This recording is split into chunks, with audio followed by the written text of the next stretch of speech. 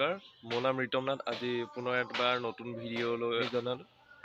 আজি ভিডিঅ'টো বহুত ধুনীয়া হ'ব। দেখিছে সাজ পোছাক, গামোচা, কুৰ্তা, ধুতি। আমাৰ নামঘৰ আজি বছৰেকীয়া কাম মানে ভাগৱত, আজি ভাগৱতখন ঘূৰাব। কাইলৈ ভাগৱতখন পাঠ হ'ব। আজি তাৰমানে যি ভাগৱতখন ঘূৰাব তাত যাম, তালৈ গৈ আছোঁ।